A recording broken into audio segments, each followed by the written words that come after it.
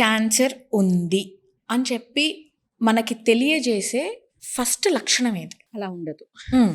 So అందరికీ తలనొప్పులు వస్తాయి, కడుపు నొప్పులు వస్తాయి, దగ్గు వస్తుంది. హ్మ్.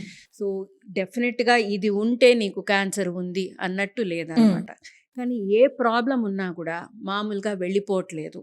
మాకు తలనొప్పి వచ్చింది, ఒక టాబ్లెట్ వేసుకున్నాము, ఇట్స్ నాట్ గెటింగ్ బెటర్. దగ్గుతున్నాము, ఏదో తీసుకున్నాము, యాంటీబయాటిక్ వేసుకున్నాము, it is not getting better. హ్మ్.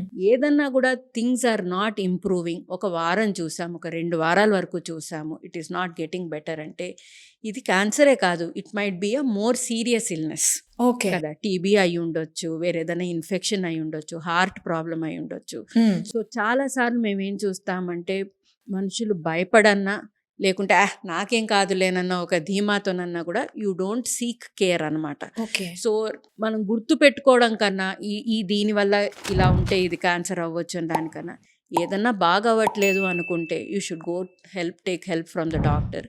It might be a cancer but you should seek care.